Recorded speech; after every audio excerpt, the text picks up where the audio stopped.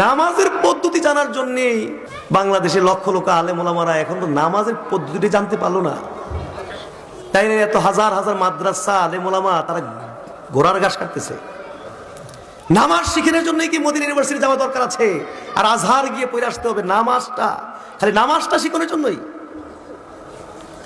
আরে আমাদের দাখিল 19 তো একেবারে দলিল ভিত্তিক নামাজ শিখা শেষ। কি যে ভাবসাব লয় যে ওরে বাপরে, বড় যে নামাজ শিখনের জন্য অক্সফোর্ড গিয়ে শিক্ষা লাগবে। আল্লাহ হেদায়েত করুন এদেরকে। আবু হুমায়দা সাঈদীর যে হাদিসের মধ্যেই প্রায় নামাজটা চলে আসছে, আর যেগুলো আসেনি এগুলো অন্য হাদিস থেকে নিতে হবে।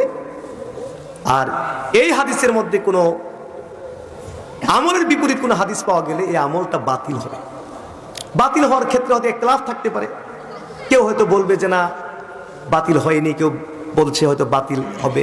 ইখতিলাফি বিষয় জায়গা, এটা যার যেটা গ্রহণ করা করবে। এই তো বিষয়টা, এত হই হুল্লোড়ে কি আছে এখানে? নবী নামাজের পদ্ধতি বলতে গিয়ে তিনি বলেছেন সুম্মা ইয়ারকাউ, অতঃপর নবী রুকু দিতেন। ওয়াদাউ রাহাতাইহি আলা রুকবাতাইহি, এবং নবীজি তার উভয় হাত রাখতেন তার উভয় হাঁটুর উপরে। রুকুতে নবী তার উভয় হাত তার উভয় হাঁটুর উপরে কি রাখতেন। একটু হানা করেন না, তাহলে বুঝতেছেন। উভয় হাঁটুর উপরে রাখতেন এবং নরমালি রাখতেন না। ফাইন্নাহা কাবিদুন আলাইহা, হাত যেন তার হাঁটুকে কবজ করত, মানে এইভাবে রুকুতে মানে উভয় হাত দিয়ে তার উভয় হাঁটু ধরতেন। বলুন না সুবহানাল্লাহ। সুম্মা ইয়াতাদিলু, এরপরে সোজা হয়ে থাকতেন। ফালা ইউসাব্বিরা আসা ওয়ালা ইউকনি, তিনি তার মাথা উঁচু করতেন না আবার মাথা নিচু করতেন না। পিঠ এবং মাথা স্ট্রেট থাকতো, সোজা। বলুন না সুবহানাল্লাহ। সেখানে কিছু পড়তেন নাকি পড়তেন না? কি পড়তেন? সুবহান রাব্বিয়াল আযীম। কয়বার? জি, 3 বার, 5 বার, 7 বার, বেজোড় সংখ্যায়। তবে শুদ্ধ করে পড়তে হবে, ঠিক না? নাকি সল্লা এরকম করবেন? এরকম করে কি করে না? আলেম ওলামা থেকে, ইমাম হুজুরদের থেকে সহি করে শিখে নেবেন, কারণ আপনি নামাজের মতো গুরুত্বপূর্ণ ইবাদত করতেছেন। সুবহান রাব্বিয়াল আযীম, জোরে বলুন না সুবহানাল্লাহ। যাই হোক, তারপরে নবী সেজদায় যেতেন। সেজদার পদ্ধতি আছে না নাই? সুম্মা ইয়াহবি ইলাল আরদি সাজিদা, নবী সেজদার উদ্দেশ্যে জমিনের দিকে যাইতেন। বলুন না সুবহানাল্লাহ। কয় অঙ্গের উপরে সেজদা দিতে হয়? কয় অঙ্গ? 7 অঙ্গের উপরে। জোরে বলুন, কয় অঙ্গ? অমিরতু আন আসজুদা আলা সাবাতি আযমিন, নবী বলছেন আমি আদিষ্ট হয়েছি 7 অঙ্গের উপরে সেজদা দিতে। কয় অঙ্গ? আলাল জাবহা, কপাল।